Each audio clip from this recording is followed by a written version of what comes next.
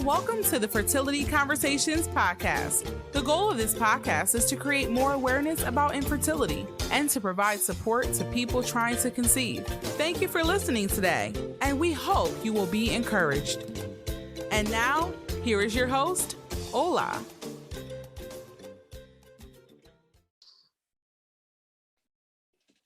Welcome to another episode of Fertility Conversations. Today we're joined by a lovely guest, Kirsten McLennan. She's the author of the newly released book, This is Infertility. She's an infertility advocate and an IVF ambassador, IVFbabble ambassador, and an IVF surrogacy mom as well. Kirsten joins us today to share her fertility journey and share her inspiration behind her book, and of course, tell us how we can purchase it. So welcome, Kirsten, and thank you so much for coming on the show today. Thank you. Thank you for having me. Yay, thank you. And I know that you actually also write for fertility magazines, blogs, and video blogs as well. Yes, that's right. Yes. Yay. So thank you for joining us all the way from Melbourne, Australia. Yes. Yeah. 6 o'clock at night here. Yeah, it's such a huge time difference, isn't it? It is. It's amazing. It is. So welcome and thank you for joining us today. To start off, we usually say, tell us a little bit about yourself. Yeah, sure. So I live in Melbourne, Australia with my husband, Ryan, and our son, Spencer, who is 3 years old. I've always worked in corporate communications and mainly employee communications, but as you mentioned, Ola, I'm really passionate about raising awareness about infertility. So I do this through my Instagram, which is at Straight Up Infertility. And as you mentioned, through writing for magazines like IVFbabble. And yes, my debut book, This is Infertility, has just come out, which is really exciting. And yeah, otherwise in my spare time, we love to travel, although that's obviously been limited the past few years with COVID, but usually like to travel. I love reading books and writing and, you know, going out for dinner, catching up with friends, and of course, being a mum, spending time with Spencer. So yeah, that's kind of me in a nutshell. Oh, yes. Oh, wonderful. Sounds exciting. Thank you so much for sharing. No worries. No worries. And was there a particular time that you knew you wanted to be a mom? Because we're having that conversation about fertility today. So I just wondered, was there any particular time? Yeah, look, I think in my 20s, I always thought I would want to be a mum, but it wasn't until I'd say I was around 30. Once I was married, so we married in 2011, and you know, that's when we started to seriously think about when we wanted to be parents. And it was about 18 months after we got married that we felt the time was right. So yeah, I'd say in my early 30s. In the 30s. Wow. And would you like to share as much or as little as you'd like about your journey to parenthood? Yes, so I might just focus on some of the key parts because it is quite a long journey. So our son Spencer was born in 2019, actually in the US through international surrogacy. And this was after a 6-year infertility journey. Yeah, so I went over to the US. And, you know, basically, you know, as I mentioned, after we got married, it was probably about 18 months after we got married, we started to try for a family. And I think like many women, I just didn't think there would be any issues. Had no infertility issues that I was aware of. And I thought we would fall pregnant straight away. And, you know, 6 months went by, nothing had happened. And around 9 months, I started to get, you know, upset and confused about what was happening. So we went to see a fertility specialist just to do some basic, I shouldn't say basic, but some of the standard tests. So checking my hormone levels and Ryan's sperm count, that sort of thing. And it was at this appointment that she diagnosed me with having polycystic ovaries.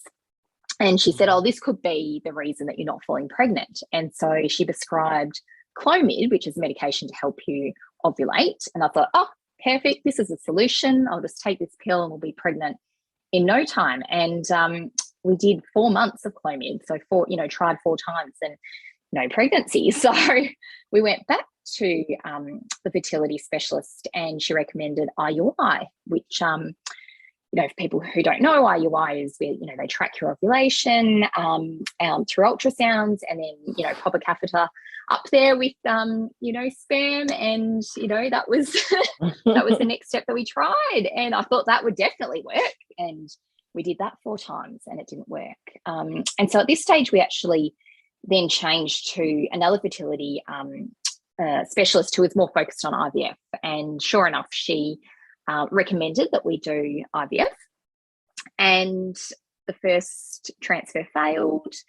The second transfer, we had what's known as pregnancy of an unknown location, which meant that the embryo had implanted somewhere, but not in the uterus. It hadn't implanted in the fallopian tubes like an ectopic. So they didn't know where it had implanted. So I had a DNC to cure it, and that didn't work.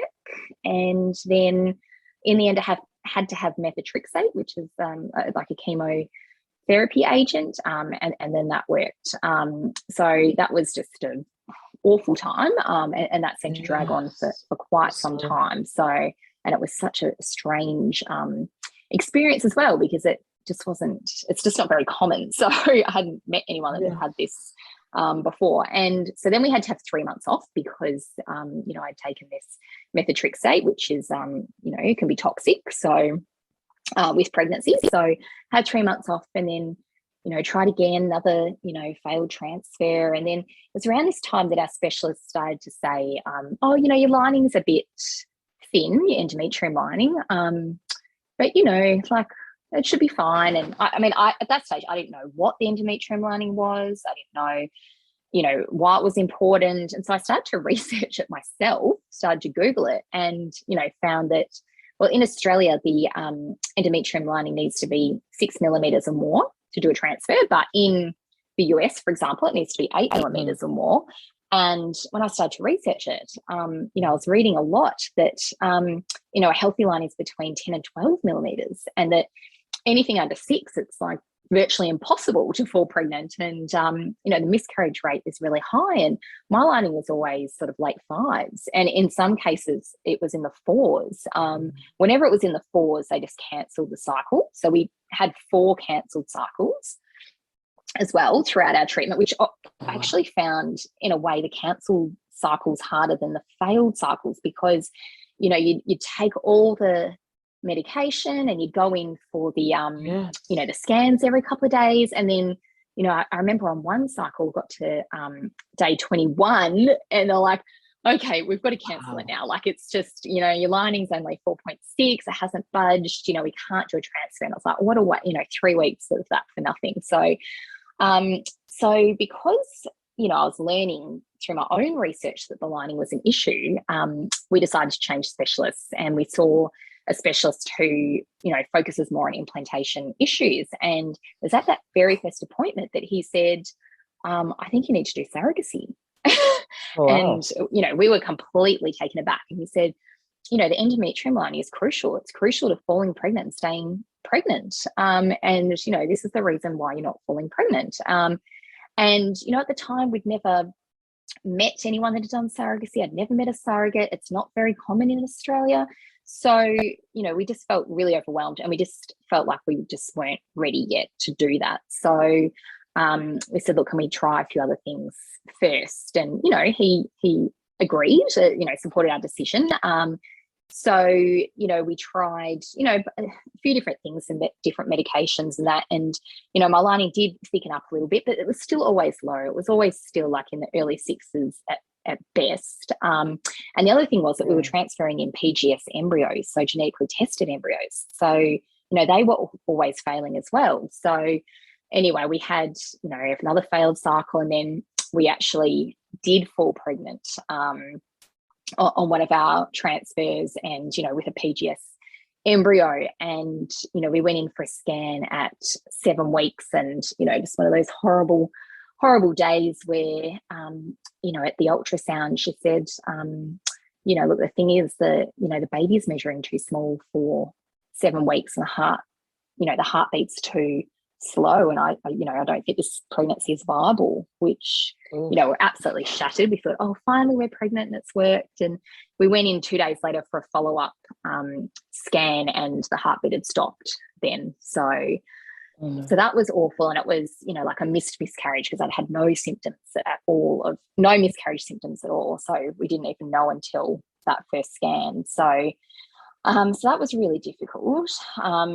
And then we decided to do another transfer, and it was another failed transfer. And then at this point we thought, okay, we should actually seriously consider surrogacy, because, we'd been doing IVF for a few years now, and we'd had, obviously all these challenges, and I thought, well, we should listen to our specialist now. If he's saying surrogacy is your best bet, then surrogacy is your best bet. So we actually started surrogacy in Canada, and we were matched really quickly with this lovely woman, Julie, who had 3 kids of her own, and we flew over for the transfer. So flew from Melbourne to Toronto, and we had our embryos back here in Melbourne, so we shipped them, transported them across, which is really standard practice. So a lot of people transport eggs, embryos, sperm, like every week, whether they're doing surrogacy or they're changing clinics or whatever it is.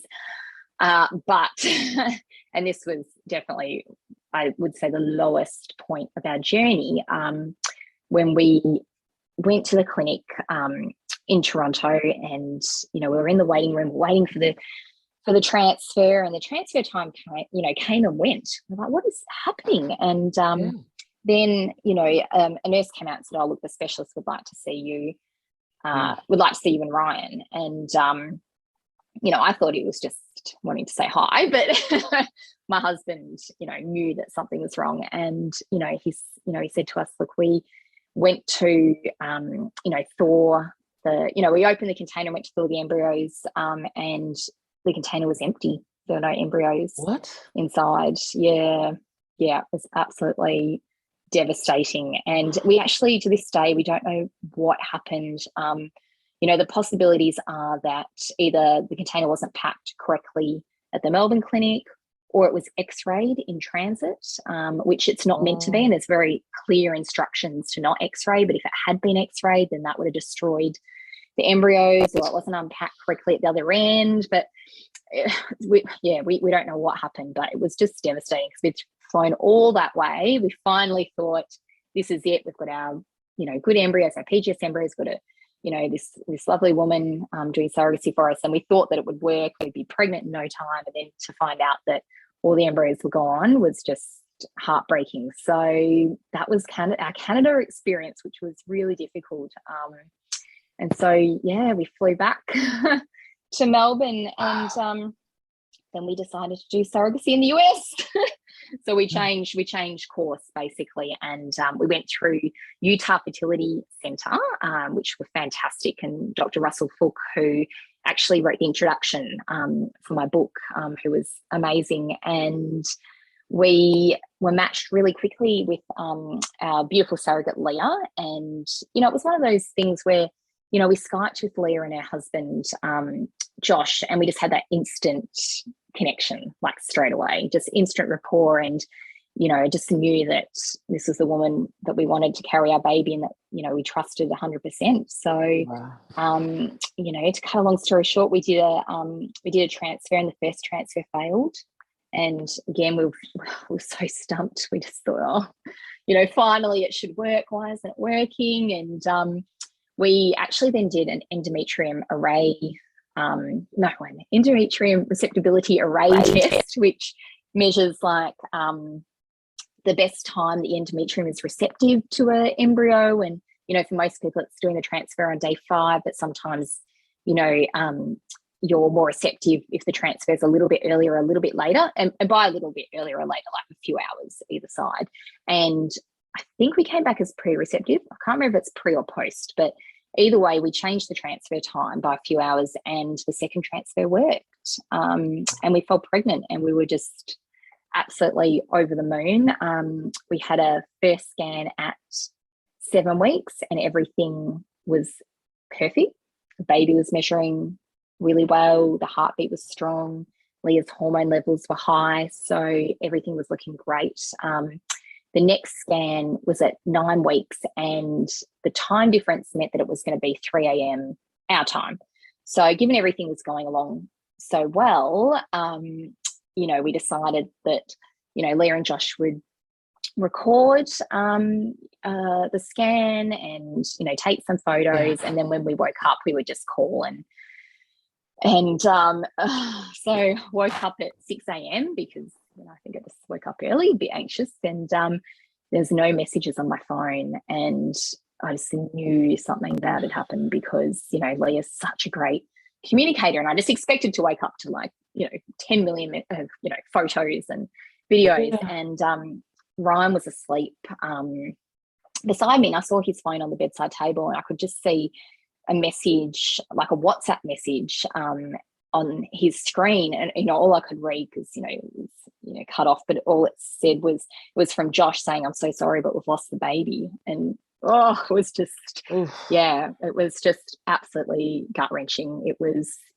really, really hard, and it was so incredibly difficult for Leah. She felt immense guilt, which, as we know, pregnancy loss is completely outside of anyone's control. But she felt like she'd let us down, and when we called her, she just couldn't stop crying, and it was just the whole experience was just absolutely awful. It was just devastating. And what had caused the miscarriage was a subchronic hematoma, which can't be prevented, can't be treated. And for most pregnancies, it's fine. Like, a lot of women have them and go on to have absolutely healthy pregnancies. But in rare cases like ours, the hematoma where it was positioned, it cut off supply from the placenta to the baby, and therefore that was what caused the miscarriage. So obviously we're all very, very just all felt broken at that point. At that point also I thought, I don't know if I can keep doing this. Like, it just thought, oh, what next? So exactly, really had to kind of dig deep to pull ourselves out. And we had one last transfer in the contracts. You do a contract with surrogacy, and Leah was like, "This isn't the end of our story. Like, I really want to help you be a family, and I really want to try again." Absolutely amazing, given everything she'd gone through. She was she's such a selfless person. She was like, "No, I really want to try again." And so we did try again, and then fell pregnant with Spencer. And 9 months later, we had Spencer. So, and we flew over, and we're actually in Utah for 5 weeks and we stayed with Leah and Josh. So they invited us to stay with them, and we, were there 2 weeks before the birth, and then 3 weeks once Spencer was born, all living together. And, we're all so close now. And, we talk all the time. Leah sends, Leah and Josh, send presents for Spencer's birthday, and sending presents at Christmas. And we've just built a really beautiful friendship and relationship. And, without Leah, there would be no Spencer. So that's the story in a nutshell. Wow, what a journey. I feel like that was a lot to get through. I was trying to not waffle on too much, but that's most of it. Thank you so much for sharing. Thank you so much for sharing. I'm so sorry about your losses. Listening to you, I just thought, wow, how did you manage all of that? There was so much that you went through, and the fact that even surrogacy was so not well known. So to be having to explore something that not lots of people around you were doing, and then having to travel overseas as well. Yes, it was a lot. Yeah. How did you find support during that time? Yeah, look, I had my husband was a great support, but then also, he was going through the same thing. So, while we could support each other, sometimes we needed other support. But, our families were great. I've got some really good friends that were amazing. I had a counsellor or psychologist who I met with regularly as well. Right. So I met with her once a week. I met with her from when we had our second miscarriage, up until surrogacy. So I spoke with her for a few years actually. And what I did find though, that at the time there wasn't really an active, TTC online community then. There weren't, coaches or podcasts like all the great work that you're doing. Like I found that there wasn't a lot back then, because we started trying, it was like 9-10 years ago, but today I think that the TTC community and fertility coaches are a fantastic support. And, I think I definitely would have been, leaning on the TTC community and fertility coaches quite a bit, if they'd been, around back then. So, but yeah, like I said, I had great family and friends and psychologists to help. Yeah. Wonderful. And those are great resources, even now, for people to lean on during the fertility journey, because it can be so overwhelming. It's so much, and still such a taboo subject and highly stigmatized. Yes, true. Yeah. And like you said, even now that the TTC community is, there's a lot of people speaking about it, but it's still, like I said, highly stigmatized. Pregnancy losses, alternative paths to parenthood, infertility is still, there's still a lot of things that people don't want to speak about and mostly keep quiet. So why did you choose to speak out and share your story and even start your page? Yeah, I completely agree with you. I feel like, that it is still highly stigmatized, and there's just a lot of misconception around infertility and also around pregnancy loss. And I mean, I feel like every single woman going through infertility has heard at least once, you just need to relax, or it'll happen once you stop trying.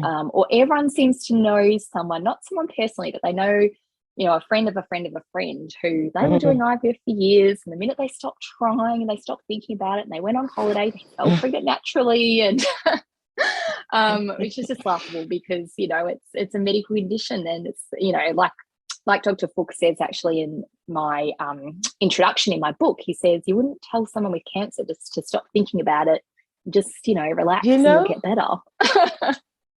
Exactly. This is no different. This is no different. Infertility is a reproductive disease. That's how it's been defined by the World Health Organization. It's something that millions of people struggle with, and it's outside of your control. It's not your fault.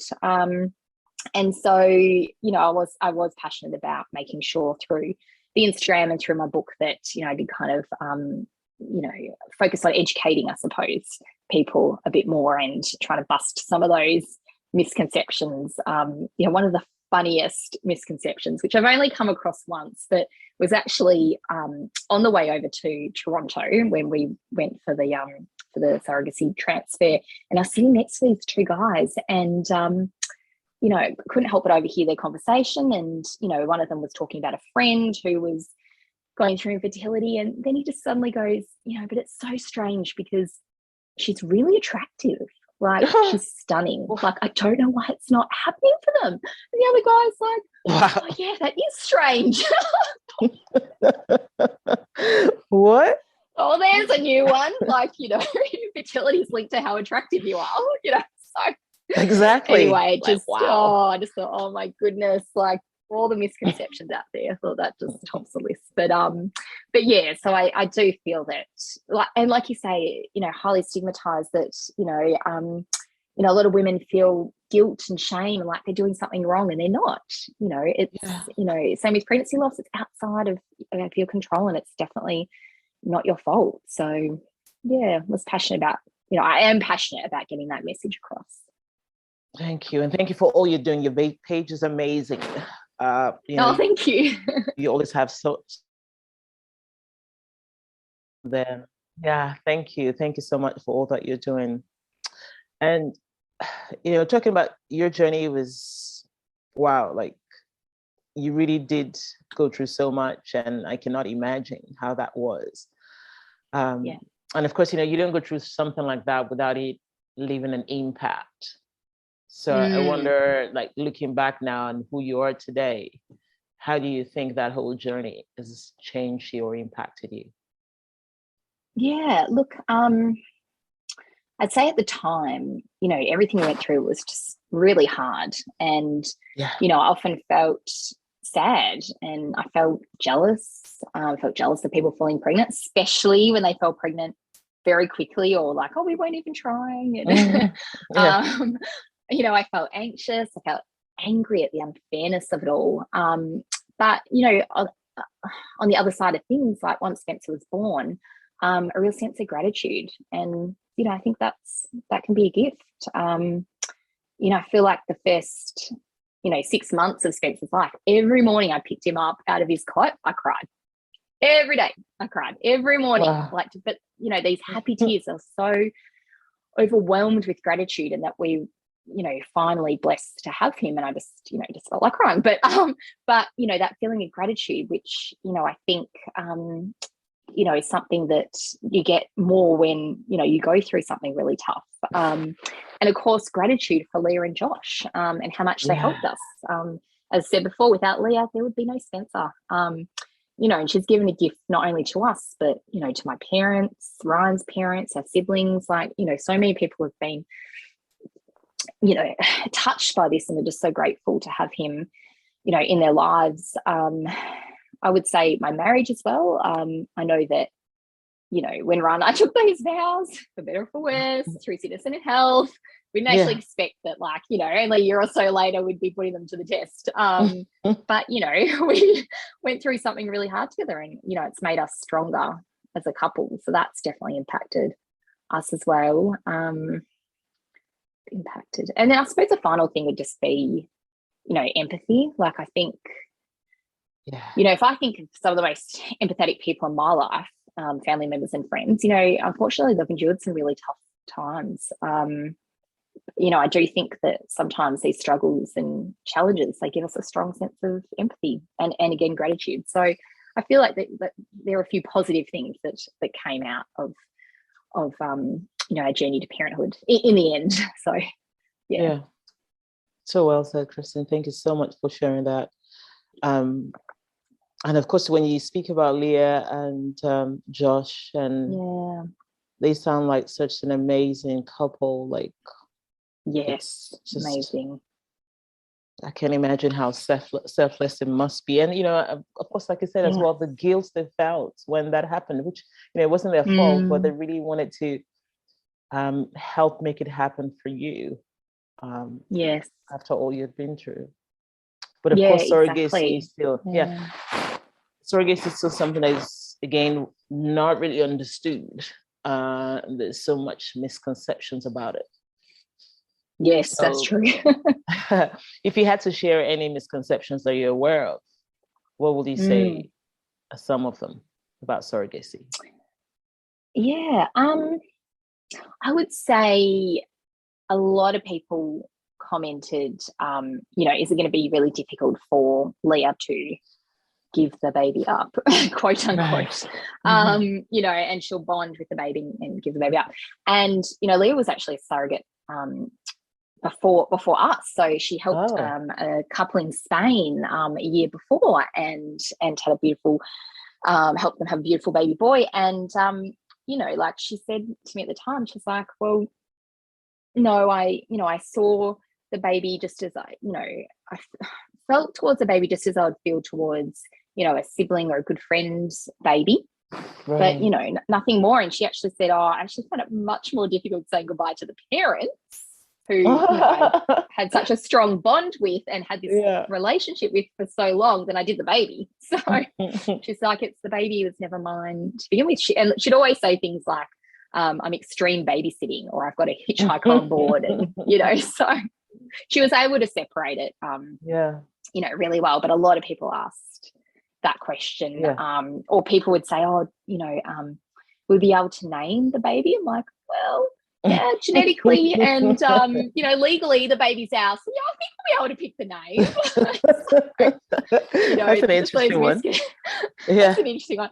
And, this is the worst one. Like a guy that Ryan had worked with at one stage, you know, after a few drinks said to him, so, like, did you have to, like, sleep with the surrogate?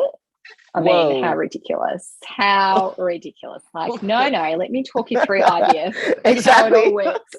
It's like the Handmaid's Tale.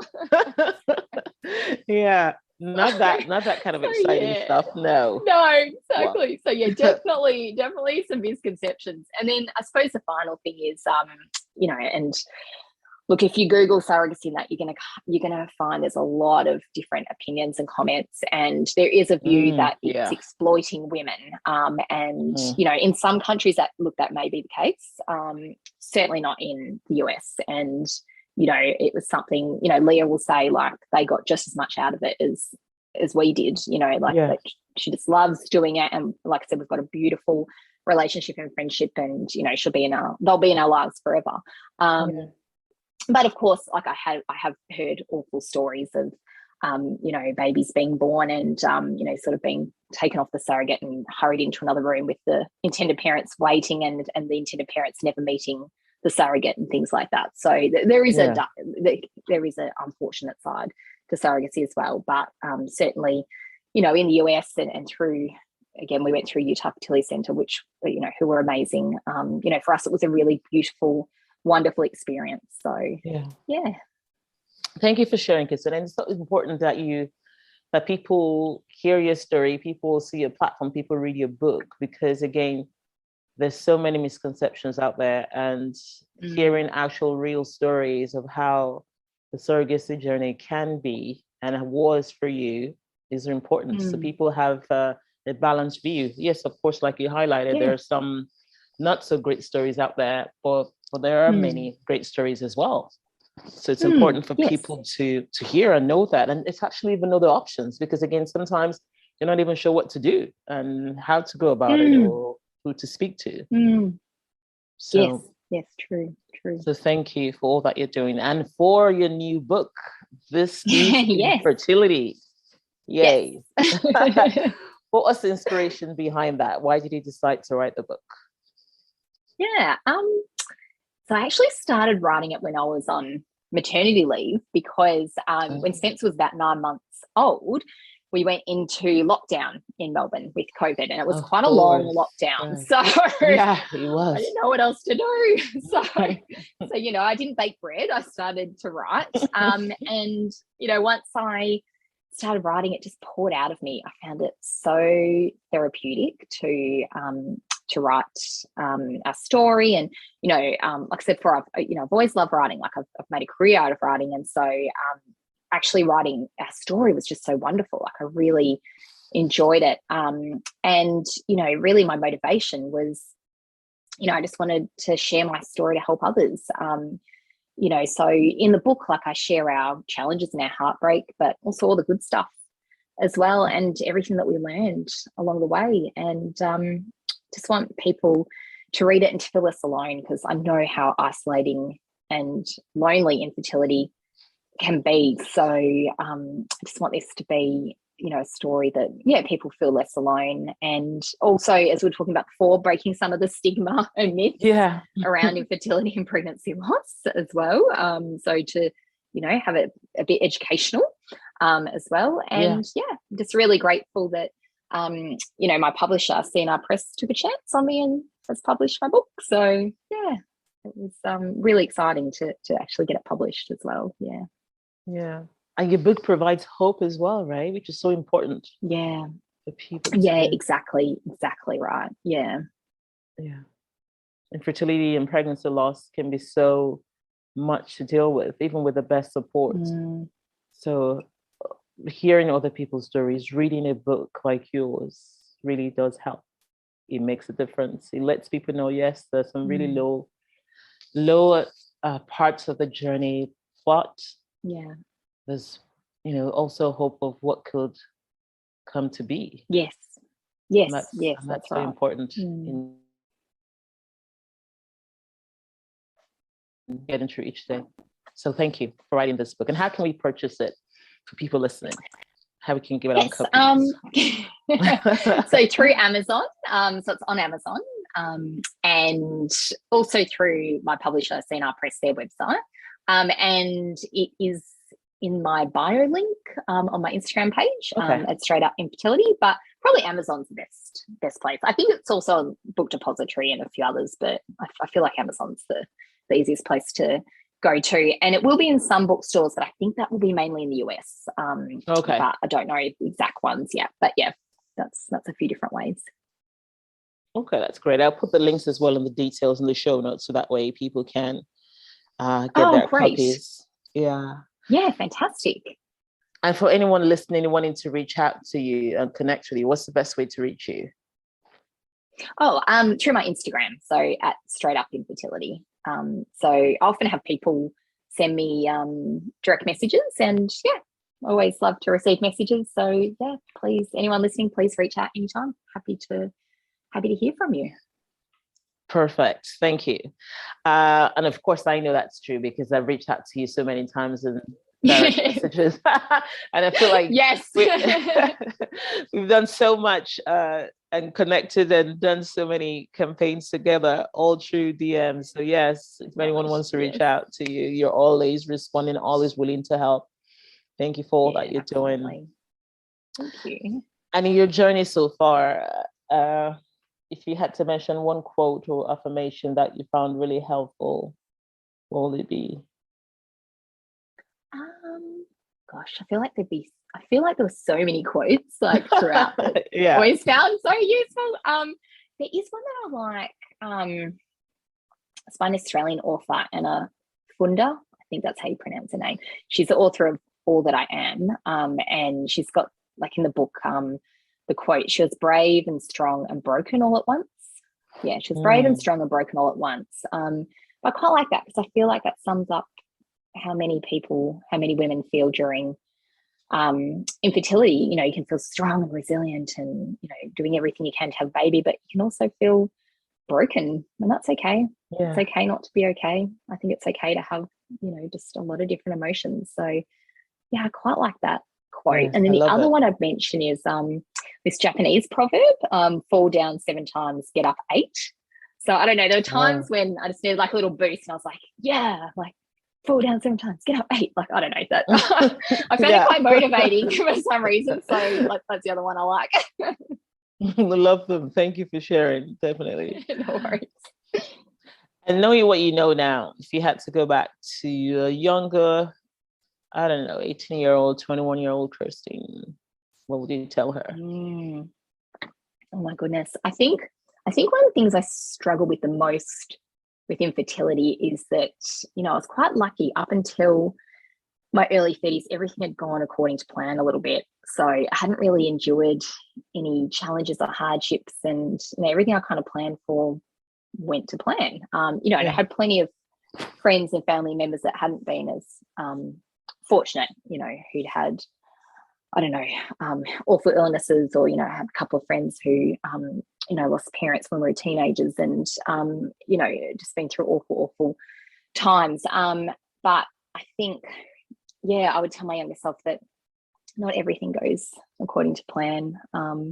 But, you know, that, you know, it still can be okay in the end, and, you know, reach out to people and have that support when you need it. And it's okay to not be okay, and it's okay to ask for help. But I think that's something that really threw me, you know, that it was something outside of my control, and I've never really experienced that before. And, you know, I'd also tell my younger self, again, like, don't suffer in silence. Like, if you do go through something difficult, you know, one of the best things you can do is really to lean on people and, you know, ask for help and to get support. You know, I think that can always really help you through the difficult times. Yeah. So well said. And that's true, right? Because, you know, fertility, that's the last thing you expect to feel any form of difficulty with. Because when we're younger, it just seems like, oh, you know, you just have sex and you just get pregnant. Yes. So, yes. You know, you're like, oh, okay. Absolutely. Yeah, that's right. That's right. Exactly. Yeah. And looking back now, you're like, yeah, that was so not true. Like, yes, and it's the old thing of we worry so much when we're younger, like, oh, I don't want to fall accidentally. Yeah. Thank you for sharing. It really has been amazing having you on here, Kirsten. And you said so much, you shared. You listening to you and your journey, it's just been so inspiring. Of course, there were many difficult aspects of it, but we're so thankful for Spencer and for Leah and Josh helping you and supporting you through the whole process. And it's so beautiful to hear of how your friendship has grown, and how, you know, you still keep supporting each other. And that's such a beautiful story for people to hear, to know that that is possible. And again, it's not all bad stories of surrogacy that exist. So thank you for sharing. As a wrap up, thank you again for having me. Yes. Thanks. As a wrap up, are there any words of encouragement or anything that you'd like to say to any person or couple currently trying to conceive? Yeah, I just say that infertility is really difficult, but you are not alone. So I think there's many of us out there. So I encourage you to find those people and to lean on them and to ask for help and to not suffer in silence, to connect with the TTC online community. I think it's an amazing community, and to listen to podcasts like these and to reach out to fertility coaches. And I think there's a lot of people who are going through exactly what you're going through, who understand and can really help. So yeah, that's what I would say. Thank you. And to read your book. This is Infertility. And to read my book. This is Infertility. Available now on Amazon. Yes. Yes. And to reach out. Definitely. So excited. Yeah. And to reach out to me anytime on Instagram. Yeah. Thank you so much, Kirsten. Thank you. Of course, I love you, Kirsten. You're always so, like I said earlier, so helpful, so supportive, so willing to help and support people every single moment. Like every time I've reached out to you, you've been there. You do that with other people as well, in raising awareness and just helping to build a community across the globe to support others. So thank you so much for all that you're doing, for joining us on this show today, for this wonderful book. This is Infertility. I can't wait to read my copy, and we look forward to having you again in the near future. Thank you so much for sharing your story. Your story matters, and it's definitely helped a lot of people that have listened today, and I'm sure that many others will be impacted positively. So thank you so much. Thank you so much, Ola, and thank you so much for having me. I really appreciated you having me on the show and talking to you. Yeah. Yes, and look forward to having you again in the near future. After we all read the book, we can come speak about it again. Great. Sounds great. Thank you so much. Thanks. Thanks for joining us this week on the Fertility Conversations podcast. If you enjoyed this podcast, please give us a 5-star rating and subscribe. Follow us on Instagram at Fertility Conversations. If there are any topics you would like to have discussed, please send an email to fertilityconversations@gmail.com. Be sure to tune in next week for our next episode. Thank you again for listening. Take care of yourself and do stay hopeful.